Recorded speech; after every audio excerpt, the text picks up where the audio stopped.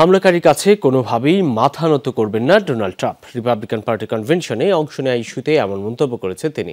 হত্যাচেষ্টার শিকার হওয়ার পর যেন আরও আত্মবিশ্বাসী এবং সক্রিয় ডোনাল্ড ট্রাম্প আহত অবস্থাতেই পৌঁছেছেন উইসকনসিনে।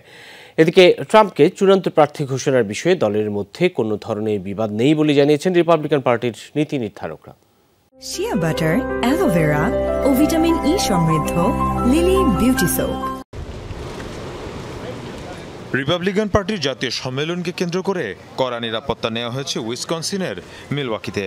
দলীয় প্রার্থী এবং সাবেক প্রেসিডেন্ট ডোনাল্ড ট্রাম্পের উপর হামলার পর স্বভাবতই নিরাপত্তার বাড়াবাড়ি রিপাবলিকান দলের কনভেনশন নিয়ে।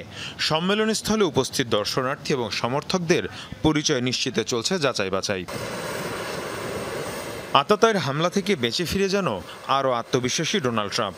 আহত অবস্থাতেই উইসকনসিনের মিলওয়াকিতে পৌঁছেছেন তিনি। বিশেষ প্রোটোকলে বিমানবন্দর থেকে তাকে নেওয়া হয় হোটেলে। নিরাপত্তা ইস্যুকে কেন্দ্র করে কনভেনশন দুদিন পেছানোর প্রস্তাব দেওয়া হয়, কিন্তু তাতে সায় দেননি ট্রাম্প। প্রথমে মনে করেছিলাম যে কনভেনশন 2 দিন পিছিয়ে দিব, কিন্তু পরে চিন্তা করে দেখলাম একজন হত্যাকারীর জন্য আমি আমার সিদ্ধান্ত পরিবর্তন করতে পারি না, তাই কনভেনশনে অংশ নেব। ট্রাম্পের এমন সিদ্ধান্তের পর স্বভাবতই উৎফুল্ল তার দল।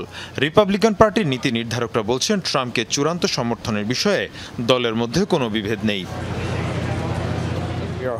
আমরা ডোনাল্ড ট্রাম্পের কাছে কৃতজ্ঞ। এত বড় ধাক্কার পরও তিনি কনভেনশনে অংশ নেবেন। তাকে চূড়ান্ত প্রার্থী মনোনয়নের বিষয়ে দলের মধ্যে কোনো ধরনের বিবাদ নেই। এই ইস্যুতে আমরা ঐক্যবদ্ধ।